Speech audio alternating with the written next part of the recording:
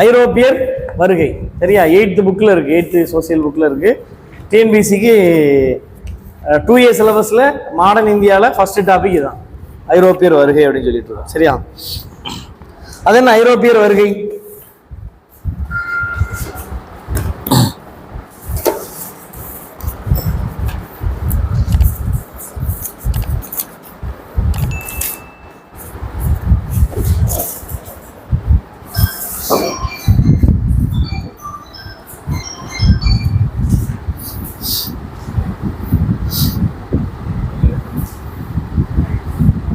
ஐரோப்பா எங்க இருக்கு? ஆசியா எங்க இருக்கு? இந்த இருக்கு ஐரோப்பா இருக்கு. சரி, அப்ப ஐரோப்பியர் வருகைன்னா இங்க இருந்து என்ன செய்யறாங்க? வர்றாங்க. எங்க வர்றாங்க? வருகைனால எங்கதான்? இந்தியாவுக்கு வர்றாங்க. சரியா? எதுக்கு வந்தாங்க அப்படிங்கிறது என்ன செய்யணும், பார்க்கணும். ஏன் வந்தாங்க, யாரெல்லாம் வந்தா, அந்த ஆஸ்பெக்ட்ல நம்ம என்ன செய்ய வேண்டியிருக்கு, படிக்க வேண்டியிருக்கு. சரியா? என்ன அப்படின்னு பாத்தீங்கன்னா, இந்தியா வந்து ஒரு வளங்களின் நாடு அப்படிம்பாங்க, தங்க சுரங்கம் அப்படிம்பாங்க. வில்லியம் கேரிட்ட போய் அப்படி தான் சொல்லுவாங்க, எப்பா நான் இந்தியாங்கிற தங்க சுரங்கத்துக்குள்ளே இறங்க போகிறேன், ப்ரேயர் அப்படிங்கிற கயிறை நீங்கள் பிடிச்சிக்கிடுங்க அப்படின்னு. இந்தியாவுக்கு வந்து ஒரு நல்ல நேம் உண்டு, என்னென்னா தங்க சுரங்கம். அதாவது பெரிய பெரிய மினரல்ஸு, ஸ்பீசிஸ், நல்ல இயற்கை வளங்கள், மிளகு. இந்தியாவுடைய மிளகுக்கு என்ன உண்டு, தனியாக ஃபேமஸ் உண்டு. ரோம் பீரியட்லலாம், கிபிலலாம் மிளகுக்குன்னே ஏகப்பட்ட காசை கொடுத்து என்ன பண்ணியிருக்கிறாங்க, வாங்கியிருக்கிறாங்க. அப்போ இந்தியா வந்து ஒரு பெரிய ரிசோர்ஸ் மிக்க நாடு, வளமான ஒரு கண்ட்ரி.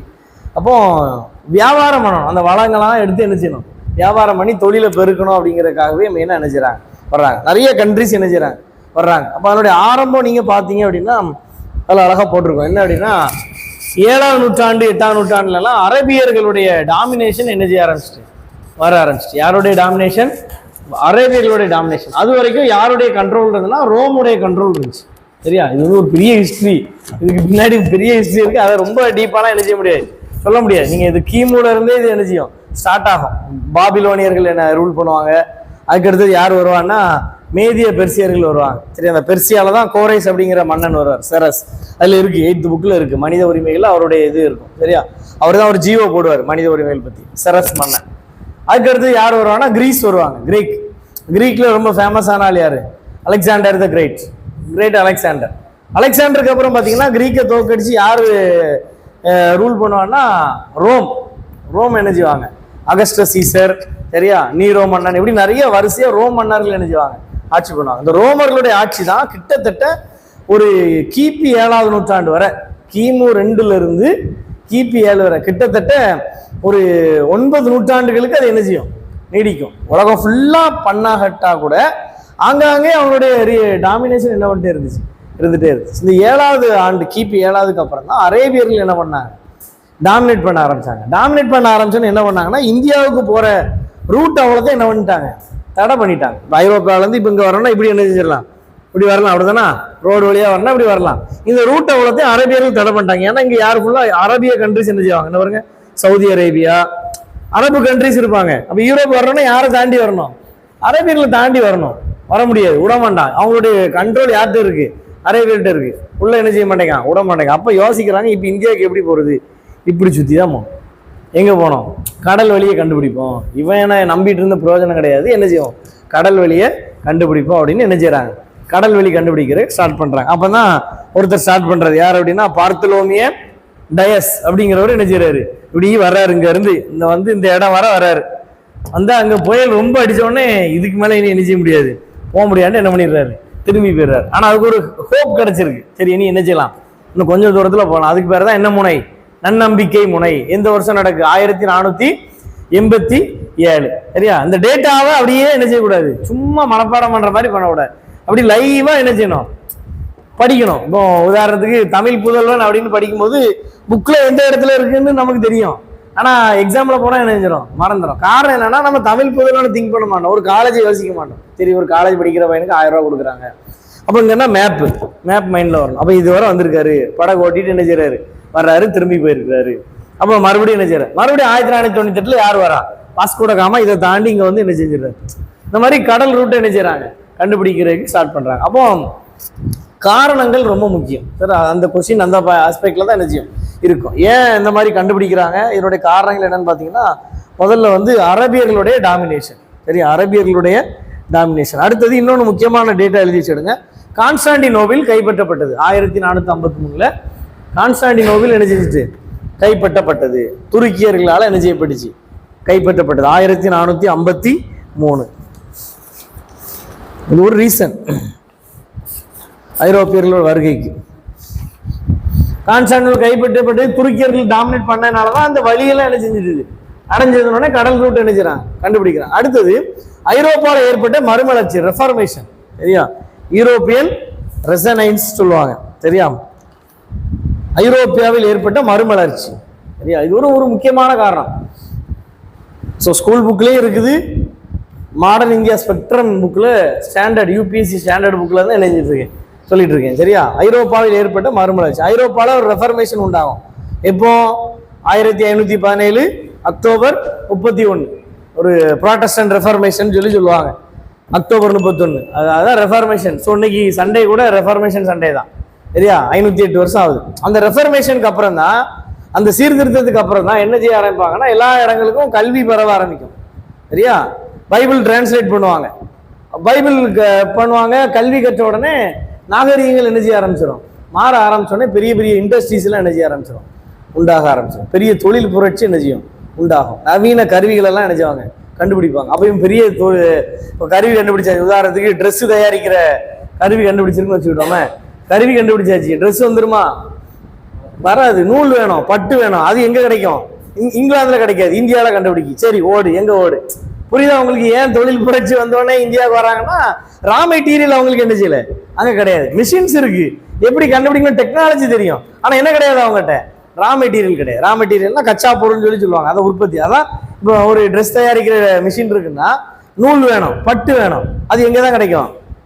அப்போ என்ன செய்வோம், இந்தியாவுக்கு போவோம், கடல் வழி என்ன செய்வோம், கண்டுபிடிப்போம். சரியா, அதுக்கடுத்து இறைச்சி சாப்பிட ஆரம்பிச்சாங்க. சரியா, எல்லாம் தெரிஞ்சுக்கிடுங்க. இறைச்சி சாப்பிடனா இறைச்சி கெட்டு போகாமல் இருக்கிறதுக்கு பதப்படுத்துற முறைகள் என்ன செய்யறாங்க, கண்டுபிடிக்கிறாங்க. அப்ப இறைச்சி எங்க நிறைய கிடைக்கு அப்படின்னு பார்த்தா அது எங்க கிடைக்கு, இந்தியாவில கிடைக்கு. சரியா, இந்தியா ஏற்கனவே ஒரு பெரிய மார்க்கெட்டு. அப்ப இந்த மாதிரிதான் என்ன செய்யறாங்க, அவங்க வர்றாங்க. இன்னொன்று பதப்படுத்தி வைக்கிறதுக்கு மிளகு. சரியா, இறைச்சியை பதப்படுத்தி வைக்கணும், பொருட்களை பதப்படுத்தி வைக்கணும்னா மிளகு கண்டுபிடிக்கிறாங்க. ஸோ இந்த மாதிரி ஒன்று ஒன்றையா என்ன செய்யறாங்க, கண்டுபிடிச்ச உடனே ரா மெட்டீரியல் தேடி என்ன வர்றாங்க, இந்தியாவுக்கு. அதனாலதான் பெரும்பாலான உருளைக்கிழங்கு, முட்டைகோசு, சரியா, காஃபி, டீ அவ்வளவு வரை யார் கண்டுபிடிச்சதான் இருக்கும், யூரோப்பியன்ஸ். முந்திரி, கேஷ்நட்டு, நம்ம சாப்பிட்ற அவ்வளோ பொருட்களை யார் கொண்டதாக தான் இருக்கும், அவங்க கண்டுபிடிச்சது தான். மேங்கோ, மாம்பழம், அல்ஃபோன்சா மாம்பழம்னு சொல்லுவாங்க, அவ்வளவுமே யூரோப்பியர்கள், எஸ்பெஷலி போர்ச்சுகீசியர்கள். அவங்க தான் முதல்ல அதை என்ன செய்வாங்க, எடுத்துட்டு வராங்க. ஃபர்ஸ்ட் இந்தியாவுக்கு வந்து ஐரோப்பியர் யார் தான், போர்ச்சுகீசியர் தான். சரியா, ஸோ இதான் ரீசன். ஸோ நான் ஒரு ஸ்டோரி மாதிரி உங்களுக்கு என்ன பண்ணிட்டு இருக்கேன், சொல்லிட்டு இருக்கேன். அப்போ தொழில் புரட்சி வந்த உடனே என்ன செய்யறாங்க, கண்டுபிடிச்சிட்டு வர்றாங்க, ரா மெட்டீரியல் வேணும் அப்படின்னு சொல்லி. சரியா, அப்போ இப்போ ஒரு ட்ரேடு ரூட் அடைபட்டுச்சு. எது, ரோடு இல்லைன்னு இப்போ இதில் தான் போனோம், தண்ணி வழியே தான் போனோம். தண்ணி வழியே டெய்ல போவோம், பஸ் ஓட்டிட்டு போக முடியுமா, கப்பல்ல தான் போனோம். அப்போ கப்பல் போனால் என்ன செய்யணும், கப்பல் கட்டுற டெக்னாலஜி தெரியும்னு சொல்லி யூரோப்ல என்ன பண்றாங்க,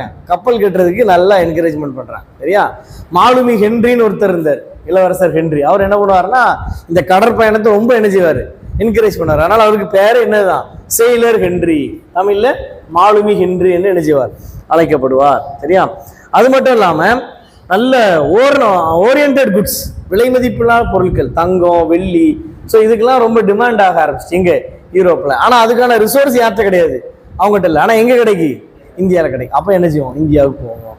ஸோ இதெல்லாம் என்னதுன்னா ரீசன்ஸ், எதுக்காக அவங்க வர்றாங்க அப்படிங்கிறது என்னது, கடல் ரூட் கண்டுபிடிக்கிறாங்க. சரியா, கப்பல் கட்டுற இது வளருது. அடுத்தது ஒரு உடன்படிக்கை என்ன இருக்குன்னா, தோர்த்திசிலாஸ் உடன்படிக்கை. என்ன உடன்படிக்கை, தோர்த்திசிலாஸ் உடன்படிக்கை. சரியா, வருஷம் வந்து 1497 தோர்த்திசிலாஸ் உடன்படிக்கை. இந்த உடன்படிக்கையில் என்னன்னா, ஸ்பெயினும் போர்ச்சுகலும் ஒரு உடன்படிக்கை பண்றாங்க. என்ன பண்றாங்க, இந்த உலகத்தை ரெண்டா என்ன செய்யணும், பிரிச்சுக்கிடணும்பா. பிரிச்சுட்டு இது என்ன சைடு, கிழக்க, இது என்ன சைடு, மேற்க. போர்ச்சுகல், நீ கிழக்க பூரா நீ எடுத்துக்க, இந்த கிழக்கு நாடுகளை பூரா நீ என்ன செஞ்சிடணும், கிறிஸ்தவ மயமாக்கணும். ஸ்பெயின், நீ மேற்கு நாடுகளை பூரா நீ என்ன செஞ்சணும், கிறிஸ்தவ மயமாக்கணும். அப்படிங்கிறக்காண்டி என்ன பண்றாங்க.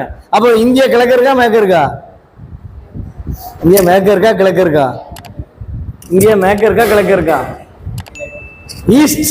சரியா, ஏற்கனவே சொல்லியிருக்கேன், ஈஸ்ட் இந்தியா கம்பெனி சொல்லி தரலையா, இப்போ சொல்லி தந்திருப்பேன். ஈஸ்ட் இந்தியா, இந்தியா வந்து கிழக்கு இருக்கு, ஈஸ்ட். அப்போ போர்ச்சுகல் யாருக்கு? ஈஸ்ட் வந்து யாருக்கு? போர்ச்சுகல். அப்போ போர்ச்சுகல் என்ன செய்யறாங்க? வர்றாங்க. அப்படி வர்றவர் தான் யாருன்னா பிரான்சிஸ் சேவியர் வருவார். சரியா? கோவால இருந்து அப்படியே அந்த கடற்கரை பூரா இடம் பண்ணியிருப்பாரு. அதனாலதான் அந்த கடற்கரை ஓரத்துல ஃபுல்லா கிறிஸ்டியன்ஸா இருப்பாங்க. நீங்க பாருங்க, கோவால இருந்து இப்படியே ஈஸ்ட்டுக்கு இங்க வர போனீங்கன்னா ஃபுல்லா கடற்கரை ஓரம் யார் இருப்பாங்க? கிறிஸ்டியன்ஸா இருப்பாங்க. ஏன்னா அவங்க வந்ததே இதுக்குதான், ட்ரேடு. அடுத்தது என்னது? அவ்வளவுதான் அவங்களுடைய ரிலிஜியன். சரியா? கிறிஸ்தவத்தை பரப்பணும். ஏன்னா ஈஸ்ட் அதுக்கு அந்த உடன்படிக்கை தான் என்னது? தோர்த்திசிலாஸ் உடன்படிக்கை. ஸோ இதுக்காக தான் அவங்க என்ன பண்றாங்க? வர்றாங்க, வந்து மதத்தை பரப்புறாங்க. எப்படி எல்லாம் பரப்புறாங்க? போர்ச்சுகீசியர்கள் மிக்சடு மேரேஜ், கலப்பு திருமணம் பண்றாங்க. இங்க இந்திய பெண்களை திருமணம் பண்ணி என்னதான் மாத்திரு? கிறிஸ்தவங்களா மாத்திரு.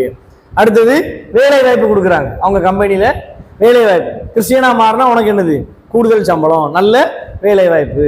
ஸோ இந்த மாதிரி நிறைய டெக்னிக்ஸ்ல என்ன பண்றாங்க? மாத்துறாங்க. கிறிஸ்டியானிட்டியை என்ன செய்யறாங்க? அவங்க வந்து ஸ்ப்ரெட் பண்றதுக்காக என்ன செய்யறாங்க? அது ஒரு ரீசன். ஸோ இது எல்லாமே ஐரோப்பியர் வருகைக்கான என்னது? ஐரோப்பியர் வருகைக்கான காரணங்கள். சரியா? ஸோ இது எல்லாமே இருக்குது, ஸ்கூல் புக்கில் இருக்குது. நீங்க போய் படிச்சீங்கன்னா உங்களுக்கு என்ன செய்ய தெரியும்? தெரியும். மெயினா முதல்ல வந்த கண்ட்ரி யார் தான்? போர்ச்சுகீசியர். இது கொஸ்டின்ல கேட்பாங்க. சரியா? கடைசியா வெளியே போனது யாரு தான்? அதுவும் அவங்க தான், போர்ச்சுகீசியர் தான். சரியா? கடைசி 1961 தான் கோவா காலி பண்ணிட்டு என்ன செய்வாங்க? போவாங்க. ஃபர்ஸ்ட் வந்ததும் அவங்க தான், லாஸ்ட் போனதும் யாரு தான்? அவங்க தான். சரியா? சரி. அடுத்து இதுல ஒரு முக்கியமான ஒரு அந்த போர்ச்சுகீஸ்லயே முக்கியமானவங்க 2 பேர் முதல்ல சொன்னேன். ஒன்னு பார்த்தோலோமியோ டயஸ், அடுத்தது வாஸ்கோ ட காமா. 1498 என்ன செய்வார்? வந்து பெர்மிஷன் வாங்கிடுவார். சரியா? கோழிக்கோடு, இந்த கேரளாவில் இருக்கிற கள்ளிக்கோட்டைன்னு சொல்ற கோழிக்கோடு தான் என்ன செய்வார்? வருவார். சரியா? அடுத்த ஒருத்தர் வருவார். அவர் பேர் என்னன்னா பிரான்சிஸ்கோ டி அல்மைடா. என்னது? Francisco de Almeida. ஸோ இவரை பத்தி கொஸ்டின் கேட்கறதா என்ன கொஸ்டின் கேட்பாங்க? நீலக்கடல் கொள்கை, ப்ளூ வாட்டர் பாலிசி. இதை அறிமுகப்படுத்துனது யாரு தான்? இவர் தான். அதான் என்ன அர்த்தம்னா, ப்ளூ வாட்டர்னா இந்திய பெருங்கடல் ஃபுல்லா யார் கண்ட்ரோல் தான் இருக்கணும்? நம்ம கண்ட்ரோல் தான் இருக்கணும். நம்மளை மீறி எவனும் என்ன செஞ்சிடக்கூடாது, உள்ள வரக்கூடாதுங்கிறதுக்காகவே அவங்களுடைய கடல் இராணுவத்தை என்ன செய்வாங்க? ஸ்ட்ரென்தன் பண்ணுவாங்க. சரியா? அவங்கள மீறி யாரும் என்ன செய்யக்கூடாது, வரக்கூடாது. இப்போ பிரிட்டிஷ் வர்றாங்கன்னா அவங்கள என்ன செஞ்சிடணும்? போரிட்டு என்ன பண்ணிடணும்? வரவிடாமல் பண்ணிடணும் அப்படின்னு அந்த அவங்களுடைய அந்த வாட்டர் அந்த பெருங்கடலை சுற்றி இருக்கிற அவங்களுடைய ஏரியாவை ஸ்ட்ரென்தன் பண்ற பாலிசி தான் என்னது? நீலக்கடல் கொள்கை அல்லது நீல நீர் கொள்கை. சரியா? அதுக்கு அடுத்து ஒருத்தர் வருவாரு. யார் அப்படின்னா அல்போன்சா டி அல்புகர்க்கு. சரியா?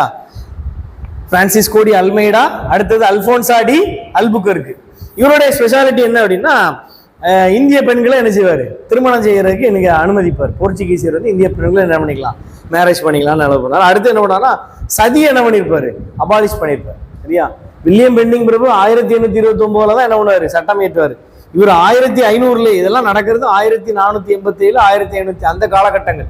சரியா? அந்த ரெஃபார்மேஷனுடைய காலகட்டங்கள் 1400 பிறவே அந்த இது என்ன செஞ்சிடும்?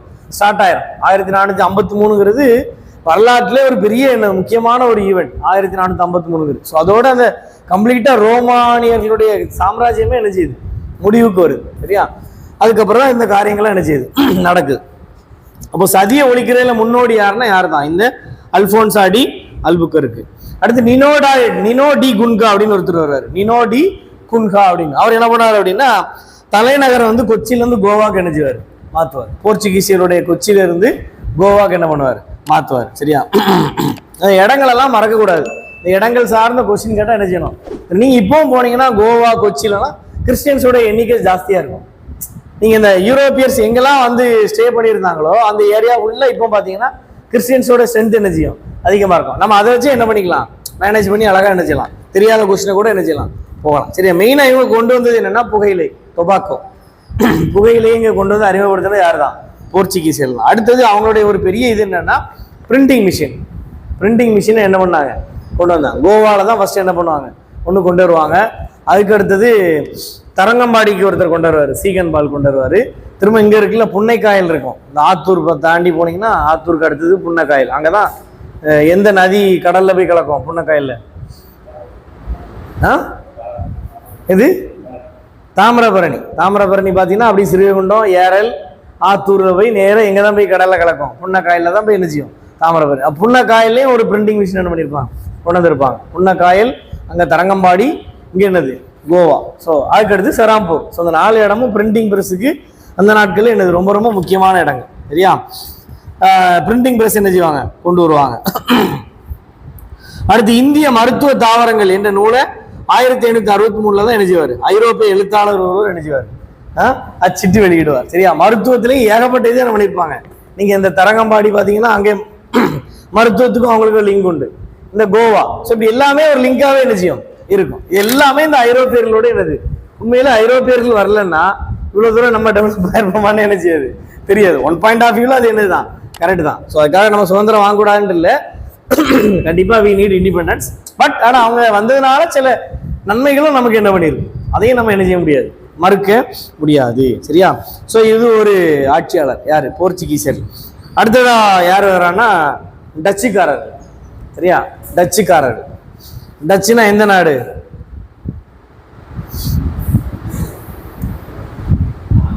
டச்சுனா என்ன கண்ட்ரி? போர்ச்சுகீசியர்னா போர்ச்சுகல், அதை ஃபர்ஸ்ட் தெரிஞ்சிருங்க. டச்சுனா என்ன கண்ட்ரி? சொல்லுங்க. ஸ்காட்லாந்து கிடையாது, ஹாலந்து அல்லது நெதர்லாந்து. இன்னைக்கு நெதர்லாந்து அல்லது ஹாலந்துன்னு சொல்றது தான் என்னது, டச்சுக்காரர்கள். சரியா? ஹாலந்து 1602 அவங்க நெதர்லாந்து ஐக்கிய கிழக்கிந்திய கம்பெனி நினைக்கிறாங்க. எல்லா கண்ட்ரி பேர்ல என்ன பேர் இருக்கும், கிழக்கிந்தியா. ஏன் கிழக்கிந்தியான்னா இந்தியா இந்த சைடு இருக்கு, ஈஸ்ட் சைடு இருக்கிறதுனால. சரியா? அவங்க இப்ப அவங்களுடைய தலைநகர் என்னன்னா புலிக்காடு, பழவேற்காடு. பழவேற்காடு எங்க இருக்கு? சென்னைக்கு மேல நம்முடைய எண்டு இதுதான். சரியா? நம்முடைய ஈஸ்ட் மேல உள்ள எண்டு இதுதான், நார்த் எண்டு இதுதான் புலிக்காடு. பழவேற்காடு தான் கடைசி சென்னையோட. அதுக்கடுத்து என்ன வந்துடும், ஆந்திரா வந்துடும். சரியா? பழவேற்காடு. அதே மாதிரி அதுக்கடுத்து என்ன பண்ணுவாங்கன்னா பழவேற்காடு நாகப்பட்டினத்துக்கு என்ன பண்ணுவாங்க, மாத்துவாங்க. சரியா? நாகப்பட்டினத்துக்கு மாத்துவாங்க. சரி, இந்த டச்சுக்காரர்கள் வந்து ஒரு கோட்டை கட்டுவாங்க 1613. கில்ட்ரியா கோட்டை பழவேற்காட்டுல தான் என்ன பண்ணுவாங்க, கில்ட்ரியா கோட்டை எங்க கட்டுவாங்கன்னா புலிக்காட்டுல. புலிக்காட்னா பழவேற்காடு, இங்கிலீஷ்ல புலிக்காட், தமிழ்ல என்னது பழவேற்காடு. சரியா?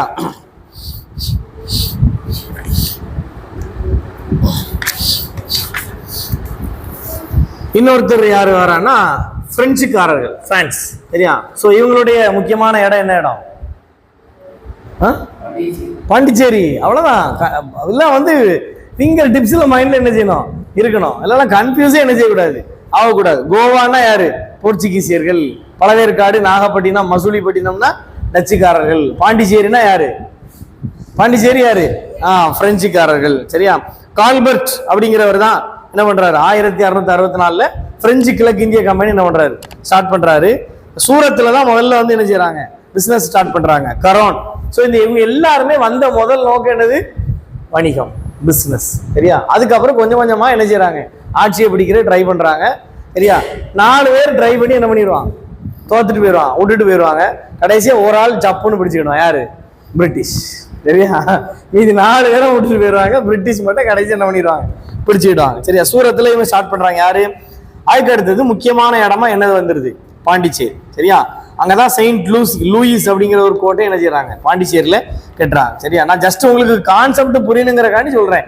நீங்க இனி போய் 8th புக் எடுத்து வாசிங்கன்னா உங்களுக்கு சூப்பரா என்ன செய்யும், அல்வா சாப்பிட்ற மாதிரி இருக்கும், இன்ட்ரெஸ்டா என்ன செய்யும் இருக்கும். சரி? அந்த மேப் எல்லாம் வச்சு பாத்தீங்கன்னா, மேப் எல்லாம் நீங்க எங்கேயும் போக வேண்டாம், உங்க செல்லுல கூகுள் மேப் எடுத்து பாத்தீங்கன்னா அதுக்கு மேல தெளிவா வேற ஒண்ணுமே என்ன செய்யாது. எல்லா மூளை முடுக்கு சந்தி முடுக்கு எல்லாத்தையும் நெஞ்சிருது, தெளிவா காட்டுது. கூகுள் மேப் வச்சு அழகா நீங்க என்ன செய்யலாம், படிக்கலாம். சரியா? ஹிஸ்டரி, ஜியாகிரபி எல்லாம் படிக்கும்போது அழகா என்ன செய்யலாம், படிக்கலாம். சரியா? ஓகே. இதுல முக்கியமான ஆளுநராக யார் இருப்பான்னா டியூப்ளே அப்படிங்கிறவர் என்ன செய்வார், இருப்பாரு.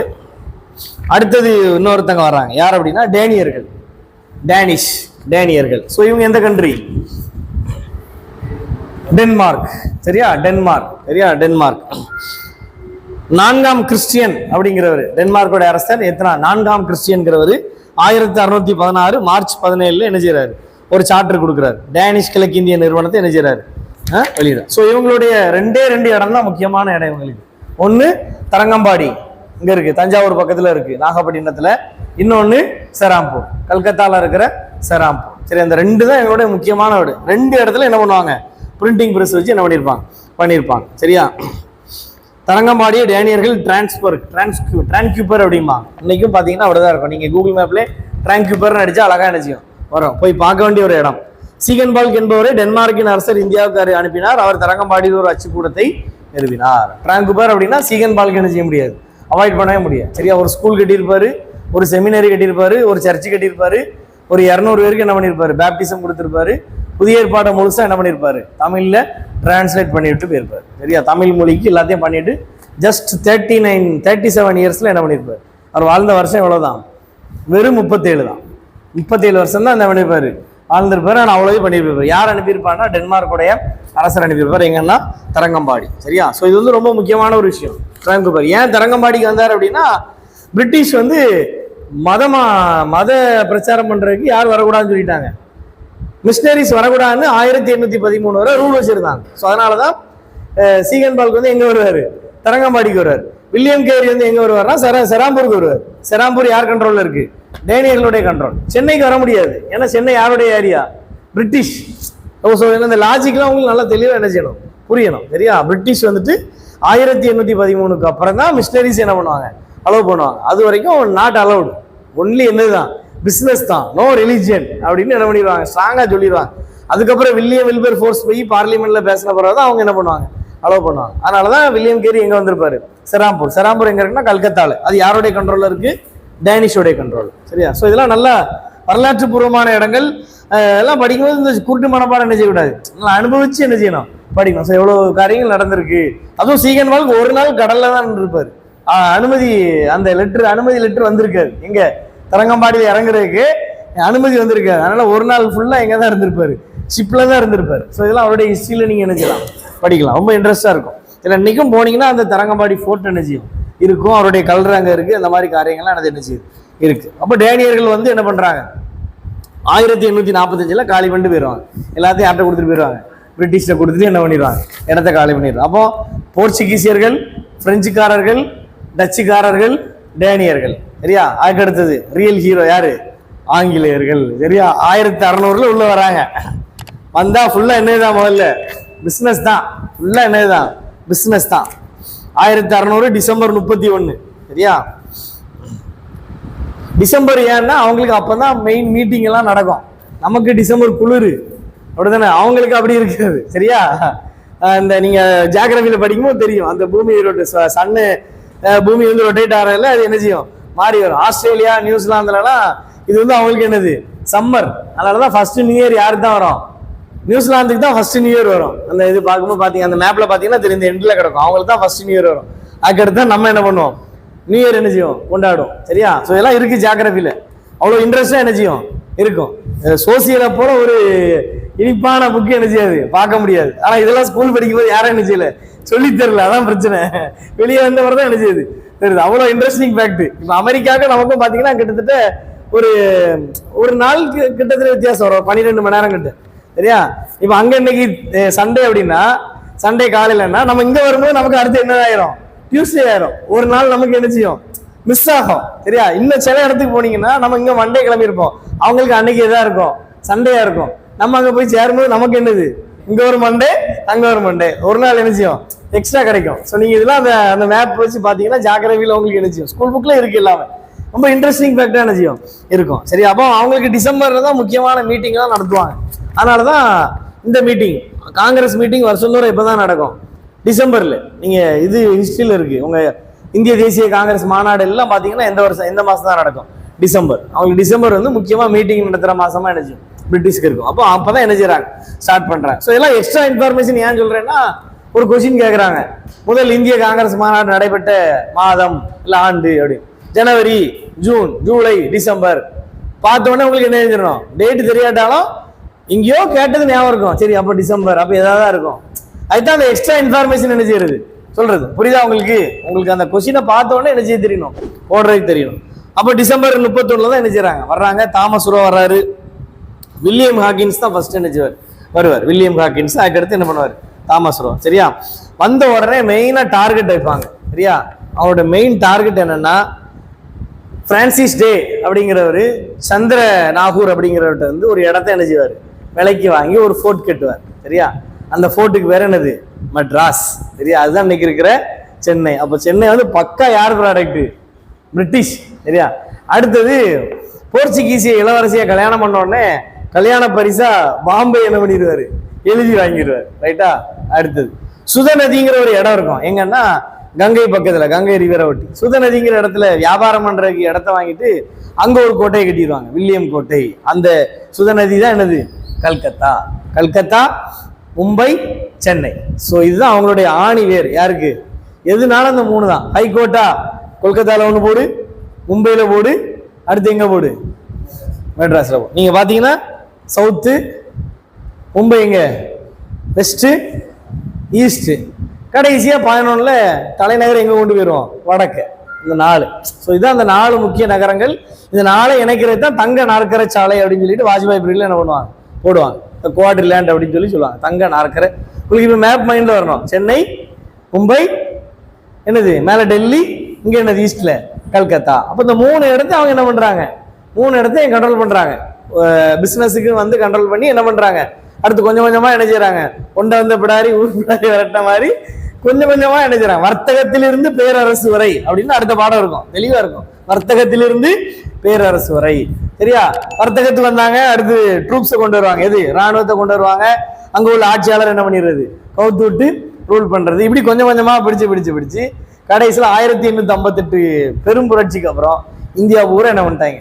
கண்ட்ரோல் பண்ணாங்க. ஆனாலும் 535 சுதேச அரசுகள் என்ன பண்ணாங்க? அதையும் மீறி என்ன பண்ணாங்க? இருக்கத்தான் என்ன செஞ்சாங்க. சரி, 535 சுதேச அரசுகள் அதையும் மீறி என்ன பண்ணாங்க?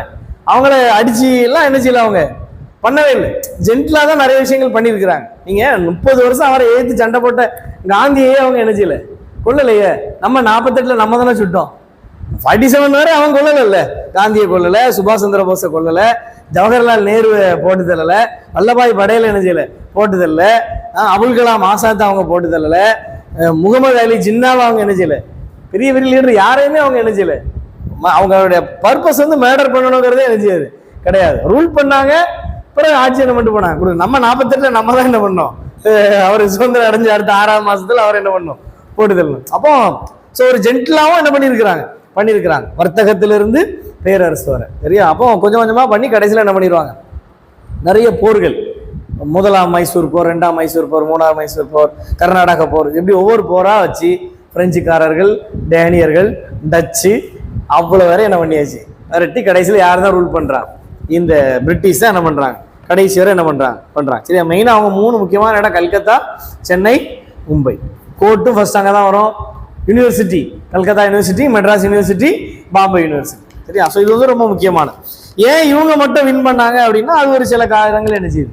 மற்றவங்களோட ஏன் இவங்க வின் பண்ணாங்கன்னா ஃபினான்ஸ் பவர் யார்கிட்ட அதிகமாக இருந்துச்சு, இவங்ககிட்ட அதிகமாக இருந்துச்சு. ஸோ இன்னைக்கு மட்டும் இல்லை, என்றைக்குமே ஃபினான்ஸுக்கு என்னது தான் மதிப்பு தான். ஸோ மற்றவங்களோட இவங்ககிட்ட ஃபினான்ஸ் பவர் அதிகமாக இருந்தது ஒன்று. 2வது பெரிய லீடர்ஸ் யார்கிட்ட தான் இருந்தா நிறையா, இங்கே தான். எங்கே பிரிட்டிஷ். இப்போ ஃப்ரெஞ்சுலலாம் பார்த்தீங்கன்னா டியூப்ளே ஒரு ஆளை தான் சொல்ல முடியும், மற்ற ஆளை சொல்ல முடியாது. நீங்க ஆனால் இங்கே அப்படி இல்லை. வாரன் கேஸ்டிங்ஸை சொல்லலாம், ராபர்ட் கிளைவ், ஊழலின் பிதாமகன் என்று அழைக்கப்படக்கூடிய ராபர்ட் கிளைவ். கரப்ஷனை இந்தியாவுக்கு அறிமுகப்படுத்தினதே யாரு தான்? அவரு தான், ராபர்ட் கிளைவ் தான். ஈஸ்ட் இந்தியா கம்பெனியில் வச்சு காசு வாங்கி லஞ்சம் வாங்கினது அவர் தான். கடைசியில் அங்கே போய் என்ன பண்ணிடுவார், சூசைட் பண்ணி என்ன பண்ணிடுவார், வினைய விதைச்சா தான் இருக்கணும் கடைசியில். அந்த மாதிரி அவர் இறந்து போவார் ராபர்ட் கிளைவ். இப்படி ஆனால் என்ன பண்ணாருன்னா ஒரு சாதாரண ஒரு கிளர்க்கா வந்து இந்தியாவை ஆட்சி பண்ணக்கூடிய ஒரு ஆட்சியாளராக என்ன பண்ணார், மாறினார் ராபர்ட் கிளைவ். அப்போ இந்த மாதிரியான நல்ல தலைவர்கள் யாருக்கு இருந்தாங்க, பிரிட்டிஷுக்கு இருந்தாங்க. சரியா? அது மாதிரி பெரிய பெரிய சிட்டிஸ். இப்போ பிரெஞ்சு பார்த்தீங்கன்னா பாண்டிச்சேரி தான் சொல்ல முடியும், ஆனால் இவங்களுக்கு அப்படி கிடையாது. சென்னை, கல்கத்தா, மும்பை. ஸோ ஒரு பெரிய. அடுத்து பார்த்தீங்கன்னா இவங்களுடைய கடல் வலியுமே ரொம்ப ஸ்ட்ராங்காக இருந்தது. அது மிலிட்ரி வந்துட்டு மற்ற மிலிட்ரியோட யாருடைய மிலிட்ரி ஸ்ட்ராங்காக இருந்தது, பிரிட்டிஷோடைய மிலிட்ரி என்ன பண்ணியிருந்தது, ரொம்ப ஸ்ட்ராங்காக இருந்தது. வேலூர் கழகம் நடந்த உடனே அடுத்த 2 மணி நேரத்துக்குள்ள என்ன பண்ணிடுவாங்க, கழகத்தையே க்ளோஸ் பண்ணிடுவாங்க. ஜஸ்ட் 2 ஹவர்ஸுக்குள்ள கில்லஸ்பி வருவார், வந்து என்ன பண்ணிடுவார், பட்டுன்னு அடிச்சு என்ன பண்ணிடுவார், க்ளோஸ் பண்ணி விட்டுருவார். அப்போ அவ்வளோ தூரம் பிரிட்டிஷோடைய மிலிட்ரி பவர் ஜாஸ்தியாக இருக்கு. ஸோ இதெல்லாம் ரீசன்ஸ் ஏன் வந்து தெரிஞ்சுக்கிடுங்க. ஒருவேளை கொஸ்டின்ல கேட்டால் என்ன செய்யணும். அடுத்தது மதத்தின் மீது ஆர்வம் கம்மி. யாரை விட? டேனியர்கள், போர்ச்சுகீசியர்களை விட ரிலீஜியஸ் மதத்தை பரப்புறதுல இவங்களுடைய ஆர்வம் என்னது ரொம்ப கம்மியாக தான் இருந்தது ஆரம்ப நாட்கள். 1813 அப்புறம் தான் என்ன பண்ணுச்சு. நீங்க 1813 பட்டை சட்டத்தில் படிச்சீங்கன்னா கல்விக்கு 1 லட்சம் ரூபா என்ன பண்ணியிருப்பாங்க, சாங்ஷன் பண்ணியிருப்பாங்க. அடுத்தது என்ன பண்ணியிருப்பாங்கன்னா மிஷினரிஸ், சமய பரப்பாளர்கள் இந்தியாவுக்குள்ள வரலாம் அப்படின்னு. அதனாலதான் சர்ச் ஹிஸ்டரியில மிஷினரிஸ் வந்த இயர் எல்லாம் பாத்தீங்கன்னா ஆஃப்டர் 1813 தான் என்ன செய்யும் இருக்கும். அதுக்கு முந்தி 1-2 தான் இருக்கும். அந்த வில்லியம் கேரி, சீகன் பான்சோ அவங்க எல்லாம் வந்தது சென்னைக்கு வந்திருக்க மாட்டாங்க. ஜியு போப்பு, கால்டுவெல் எல்லாம் எங்க வந்து இறங்குவாங்க, சென்னையில வந்து இறங்குவாங்க. நீங்க ஜி போப்போட ஹிஸ்டரியில படிச்சீங்கன்னா, கால்டுவெலோட ஹிஸ்டரியில படிச்சீங்கன்னா 8 மாசம் பயணம் பண்ணி எங்க வந்து இறங்குவாங்க, சென்னையில். சரியா? பிரிட்டிஷ் ஏன்னா 1813 அமெண்ட்மெண்ட் கொண்டு வந்துருவாங்க. 1,00,000 ரூபா கல்வி கொடுக்குற மட்டும் இல்லை, சமய பரப்பாளர்கள் போகலாம் அப்படிங்கிறதுனால என்ன பண்ணுவாங்க. ஸோ அந்த இயர் வந்து ரொம்ப ரொம்ப என்னது முக்கியம். அப்போ ஆரம்ப நாட்கள்ல அவங்க மதத்துக்கு சப்போர்ட்டே என்ன செய்யல, பிரிட்டிஷ் பண்ணவே இல்லை. மதத்துக்கு வரவே கூடாது யாரும். அதுக்கப்புறம் தான் என்ன பண்ணியிருப்பாங்க, ஒரு மிலிட்ரினா அந்த மிலிட்ரிக்கு ஒரு ஃபாதர், மிலிட்ரிக்கு ஒரு பாஸ்டர் இருக்கணும். அப்படிதான் நிறைய தஞ்சாவூர்ல ஒருத்தர் இருப்பாரு, தஞ்சாவூருக்கு ஒருத்தர் வருவாரு தஞ்சாவூர் படையில. அதுல தான் லிட்டில்டன், கேப்டன் லிட்டில்டன் ஒருத்தர் என்ன பண்ணுவார் இருந்திருப்பார். ஸோ அவர் தான் முதலூர் வந்து வாங்குறதுக்கு லேண்ட் வாங்க காசு கொடுத்தாரு. ஸோ எங்க இருந்து எங்கேயோ வந்து லிங்க் ஆகுது. அவ்வளோ பெரிய ஹிஸ்டரியில் என்ன செய்யுது இருக்கு. அதெல்லாம் இதெல்லாம் நடந்ததெல்லாம் ஆஃப்டர் 1813 அந்த காலகட்டங்களுக்கு அப்புறம் என்ன செஞ்சிருக்கோம், நடந்திருக்கும். ஸோ இந்த மாதிரியான காரியங்கள் நிறைய என்ன செய்யும் இருக்கும். மெயினாக அந்த ஐரோப்பியர் வருகையில் 5 பேர் மறக்கவே கூடாது. யாரெல்லாம்? போர்ச்சுகீசியர், டேனியர்கள், டச்சுக்காரர்கள், பிரெஞ்சு, அதுக்கடுத்து யாரு? ஆங்கிலேயர். ஸோ எல்லாரையும் விட யாரு டாமினேட் பண்ணா? பிரிட்டிஷ் டாமினேட் பண்ணா. ஸோ அதுக்கான காரணங்கள் தான் இப்போ கடைசியாக சொன்னோம். மிலிட்ரி பவர், லீடர்ஸு, மதத்தின் மீது ஆர்வம் கம்மி. ஸோ இதெல்லாம் சரி. ஸோ இந்த ரெக்கார்ட்ஸ் எல்லாம் எங்க இருக்கு அப்படின்னு பார்த்தீங்கன்னா, எழுதப்பட்ட ஆதாரங்கள் இருக்கு, எழுதப்படாத ஆதாரங்கள் என்ன செய்யுது இருக்கு. சரியா? லிஸ்பன், கோவா, பாண்டிச்சேரி, சென்னை ஆகிய இடத்துல ஆவண காப்பகங்கள். மெட்ராஸ்ல போனீங்கன்னா மெட்ராஸ் ரெக்கார்டுகள் இருந்து சொல்லியிருக்கு. மதராஸ் ஆவண காப்பகம். அங்க போனீங்கன்னா எல்லா ரெக்கார்டும் என்ன செய்யும் இருக்கும், எழுதப்பட்ட ஆவண காப்பகங்கள். சரியா? அதே மாதிரி ஆனந்த ரங்கம்னு ஒருத்தர் இருப்பார். அவர் யார் அப்படின்னா, இந்தியாவின் பெம்பிஸ் அப்படின்னு சொல்லுவாங்க. ஸ்கூல் புக்ல இருக்கும், தமிழ் புக்ல. டெய்லி என்ன எழுதுவார்னா நாட்குறிப்பு எழுதுவார். பிரெஞ்சில் ஒரு டிரான்ஸ்லேட்டரா இருந்தார். பிரெஞ்சு மன்னருக்கு டியூப்ளேக்கு அவர் டிரான்ஸ்லேட்டரா இருந்தார், ஆனந்தரங்கம் பிள்ளை. அவருடைய நாட்குறிப்புல இருந்து நிறைய விஷயங்கள் என்ன பண்ணியிருக்கிறாங்க, எடுத்திருக்காங்க. டெய்லி டைரி எழுதுற பழக்கம் அவருக்கு என்ன பண்ணியிருக்கு, இருந்திருக்கு. சரியா? அது மாதிரி தேசிய ஆவண காப்பகம் புதுடெல்லியில இருக்கு, அங்க உள்ள இதுல இருக்குது. சென்னை பதிப்பாசனம்னு ஒன்று இருக்குது. இந்த மாதிரி நிறைய இடத்துல என்ன செய்யுது இருக்குது. சர்ச் ஹிஸ்டரியும் அவங்க என்ன செஞ்சிருக்காங்க, ரெக்கார்ட்ஸ்ல சேர்த்திருக்காங்க. திருச்சபையினுடைய ஆவணங்கள், பாதிரியார் எழுதின லெட்டர்ஸ், இப்போ ரேனியஸோடைய நாட்குறிப்பு இருக்குது, கால்வெலுடைய ப்ரூஃப்ஸ் இருக்கு. இந்த மாதிரி அவங்க மிஷனரிஸோடைய ரெக்கார்ட்ஸ் நிறைய இருக்கு. ஸோ அதுல இருந்து என்ன பண்ணியிருக்காங்க, நம்ம இந்த பிரிட்டிஷோடைய வரலாற்றை நம்மளால என்ன செய்ய முடியும், அறிந்து கொள்ள முடியும். ஸோ அதனால இந்த வரலாறுங்கிறது என்னது, ஒரு இன்ட்ரெஸ்டா என்ன செய்யணும், படிக்கணும். ஐயோ கொஸ்டின் கேட்டுருவானே, மார்க் போயிடும் அப்படிங்கிறதெல்லாம் தாண்டி ஒரு தெரிஞ்சுக்கொள்ளணும். ஸோ நாம் எங்கிருந்து வந்தோம், நாம் யார் அப்படிங்கிறது தெரியணுங்கிறது இதில் தான் தெரிஞ்சுக்கிட்டோம். நீங்கள் இந்த கற்றலி நோக்கங்களே பார்த்தீங்கன்னா, நவீன இந்திய வரலாறுகளின் வகைகளை பற்றி அறிந்து கொள்ளுதல், இந்தியாவில் போர்ச்சுகீசிய வர்த்தகத்தை புரிந்து கொள்ளுதல், இந்தியாவில் போர்ச்சுகீசிய டச்சுக்காரர்கள் ஆதிக்கத்தை புரிந்து கொள்ளுதல், டென்மார்க்கின் காலனி குடியேற்றங்கள் பற்றி அறிதல், ஆங்கில மற்றும் பிரெஞ்சு கிழக்கிந்திய நிறுவனங்களின் வருகை மற்றும் நிலைப்பாடுகளை அறிதல். இப்போ நான் சொன்னதுல இவ்வளவு உங்களுக்கு கிளாரிட்டியா கிடைச்சிட்டா?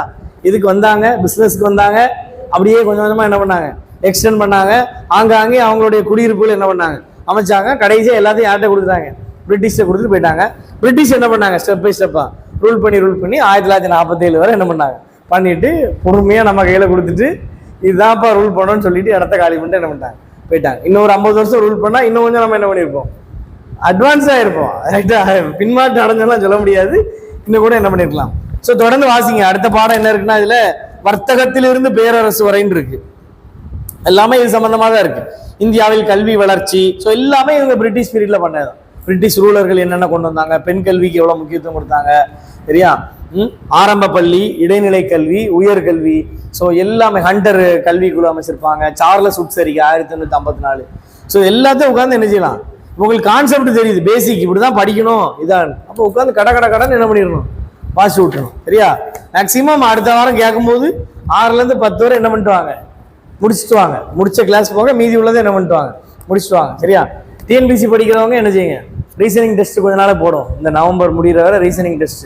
சரியா? அதை கொஞ்சம் படிப்போம்.